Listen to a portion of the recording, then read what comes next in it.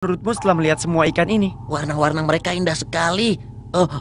Mengingatkanku dengan permen. Apa kau tahu, Whoops? Warna itu bukan hanya supaya terlihat indah. Benarkah?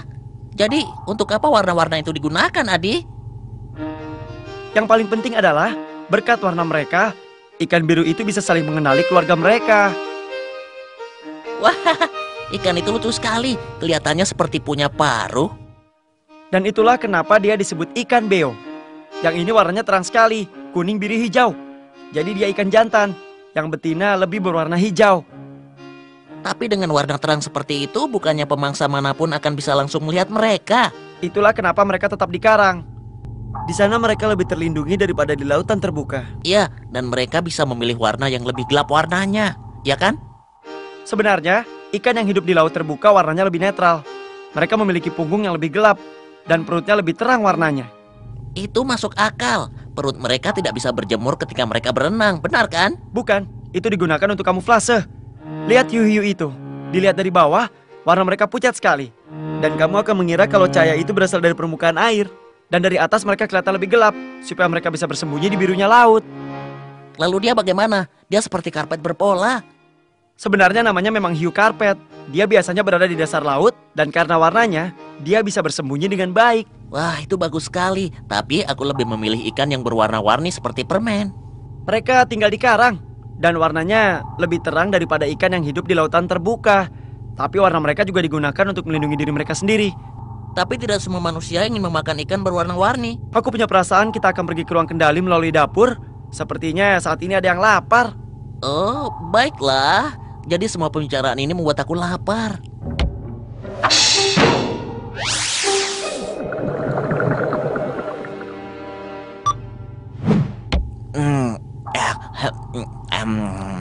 Sudah lebih baik, Adi. Coba lihat ikan kupu-kupu yang cantik itu. Sedikit aneh untuk mencoba dan menyembunyikan diri sebagai kupu-kupu untuk melindungi diri. Ada garis hitam yang menyembunyikan mata aslinya. Dan dekat buntutnya ada tanda hitam yang kelihatannya seperti mata yang besar. Kelihatannya tidak begitu. Aku menyamar jadi Indian. Aku tidak mirip sama sekali dengan kupu-kupu. Oh, ikan yang ada di situ, dia lucu sekali ya. Apa dia selalu main petak umpet di karang laut itu? Itu ikan badut. Dia berlindung dari ikan lainnya dengan menggunakan tentakel-tentakel karang laut itu. Dengan warnanya yang lucu, apa mereka akan membuat karang laut itu tertawa? Sebenarnya, warna itu menarik bagi beberapa ikan yang biasanya dimakan karang laut tersebut. Ikan badut bisa memakan sisanya. Warnanya juga bisa menakuti pemangsa karang laut tersebut. Dan aku bagaimana? Aku membuat kamu takut kan? Aku rasa yang takut padamu hanya lemari es. Sampai jumpa lagi penduduk bumi.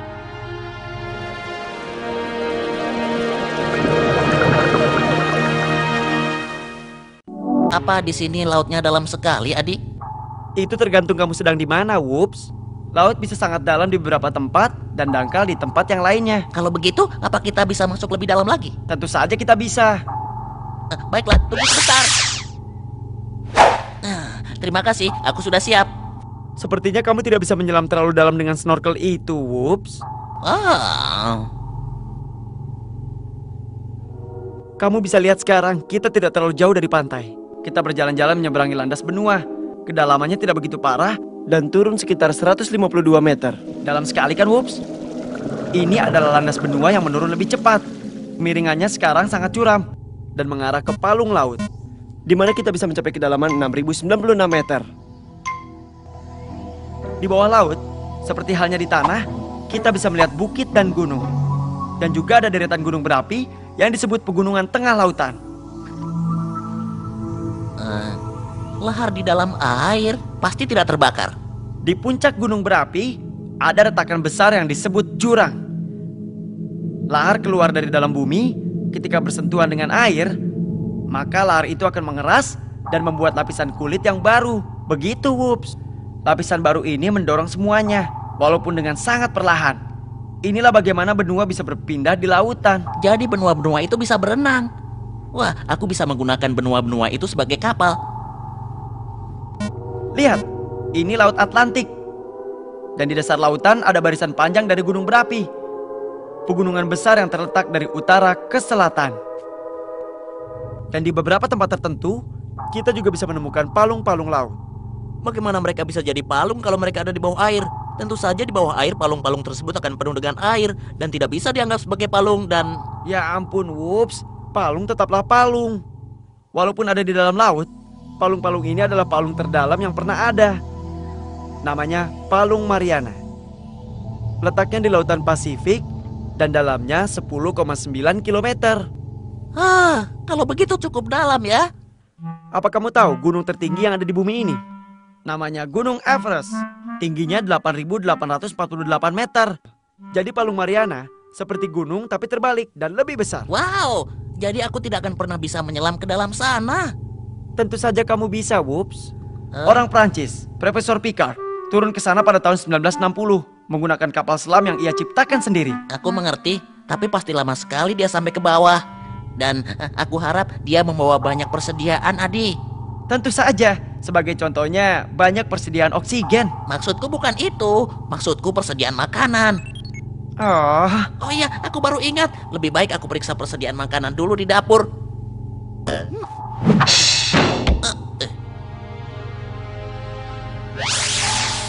Baiklah, sampai bertemu lagi para penduduk planet biru. Ini salah satu tandanya. Rambut berkilau tanda ia cukup vitamin C dan E. Dan kau instant enriched mendukung 10 tanda umum anak bergizi baik. Kamu sedang memikirkan lumba-lumba? Bagaimana kamu bisa tahu? Kamu curang. Hanya tebakan yang beruntung, Whoops. Tapi lain kali seharusnya kamu jangan pilih binatang yang tepat di depanmu. Baiklah. Temanku yang baik, kamu tahu kenapa lumba-lumba sangat terkenal? Aku tidak tahu, Adi. Ayo lanjutkan saja. Lumba-lumba adalah binatang yang sangat luar biasa, terutama terkenal karena kepintarannya. Tapi sekarang mari kita lihat beberapa fakta dasar tentang mamalia ini. Dan aku memang mau bilang ini mamalia. Tapi kamu tidak mengatakannya dengan baik. Seharusnya kamu bilang, mamalia. Ya, ada double M di sana. Terima kasih, Whoops. Yang mau aku sebutkan tadi, lumba-lumba bernafas dengan udara, seperti manusia. Inilah kenapa mereka seringkali naik ke permukaan, untuk menarik nafas. Sebelum kamu menyelam ke dalam laut, tahan nafasmu, Adi, kalau kamu tidak keberatan. Ya, sebenarnya lumba-lumba bisa menghabiskan waktu selama 15 menit di bawah air. Semakin banyak bukti kalau lumba-lumba adalah mamalia, dan induk lumba-lumba menyusui bayi mereka dan membawa mereka selama 12 bulan. Dan bayinya bisa berenang. Baiklah, tunggu sebentar. Coba lihat apa aku masih ingat. Ya itu dia. Aku mamalia juga, Adi. Betul sekali. Mamalia yang tinggal di bumi, iya kan? Sebenarnya makanan lumba-lumba itu apa sih? Mereka memakan cumi-cumi, udang kecil, dan juga ikan kecil. Lihat. Itu baru lumba-lumba yang super dewasa. Ukurannya? Sekitar 2 meter. Beratnya? Sekitar 100 kilogram. Giginya? Di antara 80 dan 110 gigi yang berjejer di dalam mulutnya. Baiklah, cukup baik. Tapi apa yang membuat lumba-lumba begitu pintar? Sebenarnya otak lumba-lumba sangat besar dan tidak sebanding dengan ukurannya. Dan lumba-lumba memiliki bahasa mereka sendiri? Bahasa? Kami belum pasti dengan yang satu ini. Tapi lumba-lumba memang membuat suara yang kompleks dan bisa dianggap sebagai bahasa. Bagus, apa ada yang lain lagi? Lumba-lumba menggunakan semacam sonar untuk mencari umpan mereka. Sama halnya dengan kapal selam. Tapi itu tidak membuat mereka lebih pintar. Memang benar. Tapi kita harus belajar kalau lumba-lumba juga bisa mematikan sonarnya kalau tidak mau mereka ditangkap. Jadi, sebenarnya mereka sama dengan kapal selam yang sedang dalam misi rahasia. Dan juga, ada banyak cerita yang mengatakan kalau lumba-lumba menyelamatkan manusia. Kita dengarkan ceritanya, kita dengarkan ceritanya, kita dengarkan ceritanya. Pada tahun 1993, bayi jatuh diselamatkan oleh seekor lumba-lumba. Lumba-lumba itu meletakkan bayi di kepalanya dan mendorongnya sejauh 32 km ke pantai.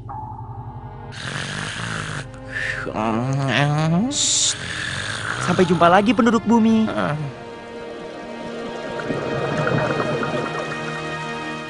Ini salah satu tandanya. Tuh, keretanya datang. Tunggu optimal tanda ia cukup kalsium dan nutrisi lainnya. Dan kau instan enriched mendukung 10 tanda umum anak bergizi baik. Ada gurita kecil. Kamu benar, Whoops. Itu memang gurita. Mereka bisa ditemukan di banyak laut seperti contohnya Laut Mediterania. Wow, kepalanya besar sekali. Dia pasti pintar sekali ya. Benar, gurita memang pintar. Ngomong-ngomong, kenapa dia hanya punya kepala dan tangan? Gurita memiliki 8 tentakel yang panjang. Setiap masing-masingnya ada 2 baris alat penghisap. Aku juga punya alat yang sama. Lihat aku, adik. Dan apa menurutmu kamu bisa menggunakannya seperti gurita, Whoops? Panggil aku Whoopsie Gurita. Aku akan menunjukkan kalau aku bisa jalan dengan baik dengan alat penghisapku.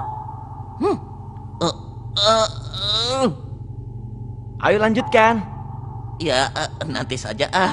Aku khawatir guritanya lagi dalam bahaya.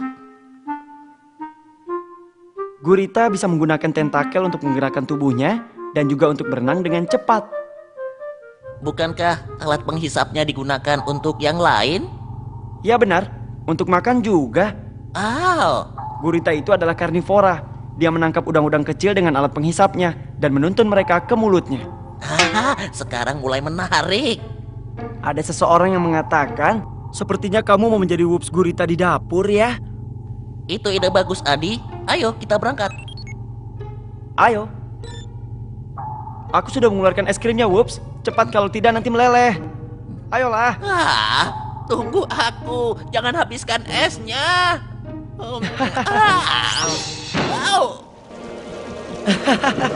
Kamu ini kenapa, Whoops? Tidak apa-apa. Katakan, kenapa sulit sekali untuk melihat gurita, Adi? Kamu sulit mencari mereka karena mereka pintar bersembunyi. Kulit mereka bisa berubah warna untuk menyamai lingkungan mereka. Aku tidak melihatnya tadi. Memang itu maksudnya. Gurita suka bersembunyi. Umumnya, gurita hanya keluar dari sarangnya ketika matahari terbenam untuk berburu. Wow, aku tidak akan bisa menunggu selama itu, Adi. Aku pasti kelaparan. Gurita itu sedang apa ya? Kalau dia ketakutan, gurita menyemprotkan tinta sebelum bersembunyi. Menggelikan. Maksudnya supaya mereka bisa melarikan diri tanpa terlihat. Iya. Memang pintar. Lanjutkan saja. Aku akan tetap mendengar. Oh, Whoops. Kamu benar-benar mengira aku tidak akan melihatmu melarikan diri? Oh, tidak. Aku cuma mau memastikan kalau es krimnya tidak akan meleleh supaya kita bisa memakannya nanti, ya kan? Baiklah, sampai jumpa lagi penduduk bumi. Maaf, aku cuma sedikit latihan saja, Adi. Jadi, ada apa hari ini? Hari ini kita akan membicarakan kura-kura laut. Bagaimana kura-kura laut hidup? Oh, bagus sekali. Itu kesukaanku. Kura-kura adalah reptil, sama seperti ular dan kadal. Artinya mereka sama-sama binatang berdarah dingin. Tubuh mereka sama dengan suhu air. Contohnya, kalau termometer menunjukkan 17 derajat Celcius, suhu tubuh kura-kura juga akan sama, yaitu 17 derajat Celcius. Wow, mereka besar sekali. Kalau aku punya kura-kura di akuariumku, pasti kamarku akan penuh dengan kura-kura itu. Wow. Dengar ya, Whoops. Ada 250 macam jenis kura-kura. Kura-kura yang ada di akuariummu adalah spesies yang hidup dekat dengan sungai. Sebaliknya, kura-kura yang kita lihat sekarang adalah kura-kura yang tinggal di laut. Berbeda kan? Mereka bisa tumbuh sampai 150 cm panjangnya dan beratnya 220 kg ketika dewasa. Tapi bentuknya tidak begitu cantik ya. Dan cangkangnya juga tidak kuno. Ya, tapi itu hanya karena kura-kura sudah tua sekali. Kura-kura bisa hidup lebih dari 100 tahun. Apalagi kura-kura itu sangat kuat, Whoops. Mereka muncul pada saat dinosaurus. Dan mereka termasuk binatang tertua di bumi ini. Mereka sangat tua. Menarik juga. Untuk ulang tahunku nanti, aku mau hadiah cangkang saja. Baiklah, sekarang lihat. Itu kura-kura berpunggung kulit. Jenis kura-kura yang paling besar. Ukurannya bisa mencapai 200 cm dan beratnya hampir 500 kg. Dan kebetulan ada satu yang mau bertelur di pantai. Lihatlah, Oh, apa yang dia lakukan sekarang? dia sedang menggali untuk menyembunyikan telurnya. Ketika bertelur, kura-kura bisa mengeluarkan ratusan telur, menutup rapat lubangnya dan pergi. Hei, apa? Dia meninggalkan telurnya? Telurnya ditinggalkan untuk belajar mempertahankan diri. Telur yang tetap di pasir selama 2 bulan, dan pada suatu hari, kura-kura kecil akan keluar dan langsung mengarah ke laut. Lalu, apa makanan kura-kura laut itu, Adi? Mereka suka sekali makan cumi-cumi dan binatang lain yang tidak ada tulangnya. Ubur-ubur saja mereka suka. Dan apa kamu tahu? Apa pemangsa kura-kura yang paling besar? Aku tidak tahu. Apa manusia? Bagus sekali, Whoops. Tebakan yang baik. Walaupun berburu kura-kura dilarang, beberapa orang tetap memburu kura-kura demi cangkang dan daging mereka. Kita harus menghentikan mereka, Adi. Ini pekerjaan untuk Super Whoops. Untunglah, ada beberapa orang yang sudah melindungi mereka. Oh, bagus. Jadi, aku bisa melanjutkan pelatihanku. Sampai jumpa lagi penduduk bumi.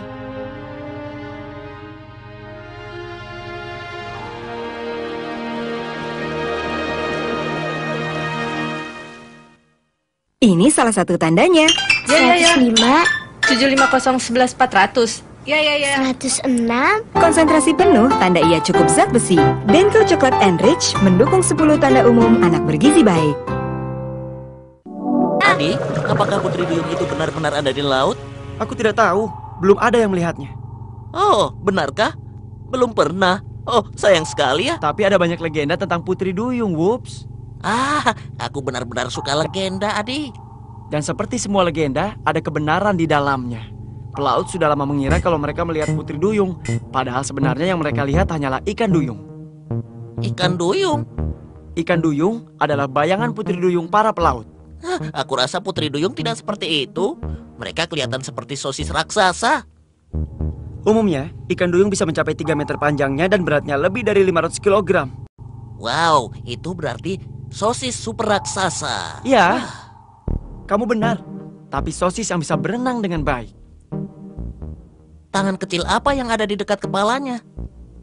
Itu adalah sirip-sirip kecil yang membantunya berenang ke arah yang benar. Hebat sekali. Lihat, hidungnya di atas air. Tentu saja. Ikan duyung adalah mamalia dan mereka naik ke atas untuk menghirup udara, seperti lumba-lumba dan ikan paus. Jadi, ikan duyung selalu naik ke atas, seperti anjing laut. Bukan, karena tidak satu keluarga dengan anjing laut. Ya, kemarilah. Aku ingin menunjukkan sesuatu padamu, Whoops.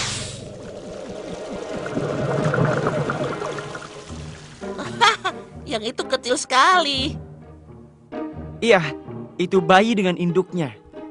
Apa kamu tahu kalau duyung hamil selama 1 tahun? Dan apakah nantinya mereka tinggal dengan bersama keluarganya? Itu tergantung. Terkadang mereka hidup dalam keluarganya, dan terkadang sendirian. Katakan, bagaimana caranya bisa menjadi sebesar itu, Adi? Aku tahu apa yang mau kamu tanyakan. Ini jawabannya. Ikan duyung adalah herbivora. Mereka memakan rumput laut dan juga ganggang laut. Terkadang mereka dikenal sebagai sapi laut. Ya ampun, seekor sapi tidak akan memakan makanan sebanyak itu. Mereka mampu makan sekitar 30 kg tanaman per hari. Bayangkan saja, Whoops. Sekitar 60 porsi sayuran per hari. Ya, kalau aku akan lebih memilih yang manis, seperti 60 batang coklat. Apa kamu tahu, Whoops? Ikan duyung bisa melakukan hal yang sangat hebat. Mereka punya gigi yang bisa bergerak. Yang terjadi adalah gigi mereka terbentuk di belakang rahang, bergerak semakin maju. Setelah beberapa waktu, gigi depannya akan habis digunakan dan rontok, tapi nantinya akan digantikan oleh gigi yang baru. Ya, bagus sekali. Kamu tidak perlu membersihkan gigimu lagi. Ini terjadi karena pasir yang tercampur di tanaman laut menghancurkan setiap gigi mereka dengan sangat cepat. Apapun itu, sapi yang memakan 60 porsi sayuran sehari tidak secantik Putri Duyung. Tapi pada waktu dulu, pelaut melihat mereka dari tempat yang jauh, dan terkadang duyung meneriakkan sesuatu, sehingga terdengarnya seperti raungan. Ya, aku rasa pelaut-pelaut dulu harus menggunakan kacamata, Adi. Karena aku pasti bisa langsung melihat mereka. Wow. Ya, kamu benar. Sampai jumpa lagi penduduk bumi.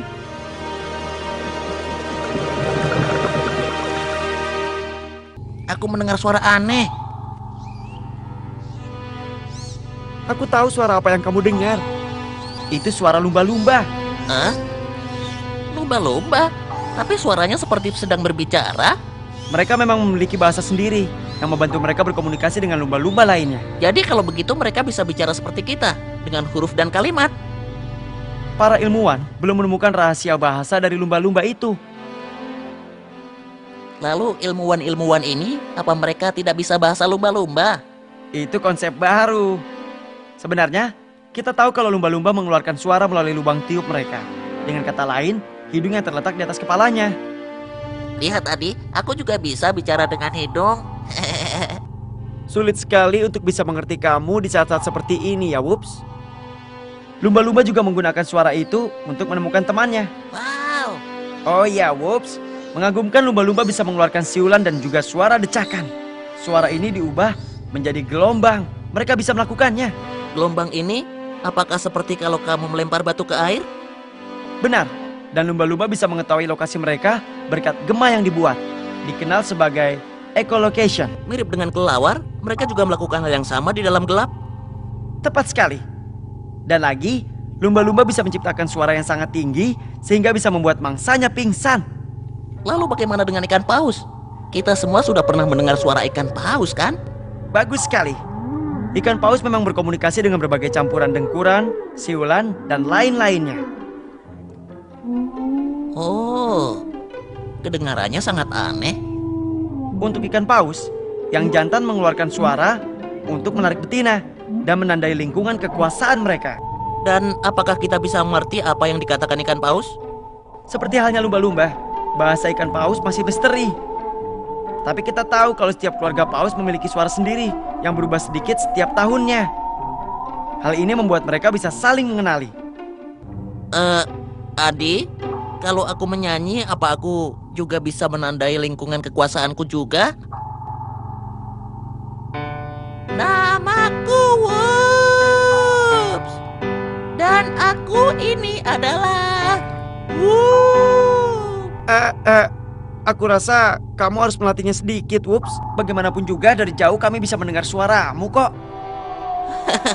Bahkan lebih jauh daripada ikan paus. Sayangnya tidak, Whoops. Kami menemukan bahwa ikan paus bisa berkomunikasi dengan sesamanya, walaupun mereka terletak puluhan kilometer jauhnya. Ya ampun, kalau begitu aku harus bernyanyi lebih keras lagi. Tunggu, aku mendengar suara di dapur. Apa menurutmu ada seseorang yang mau memakan puding coklatku? Siapa yang tahu? Berhenti mencuri. Itulah Whoops. Sampai jumpa lagi penduduk bumi.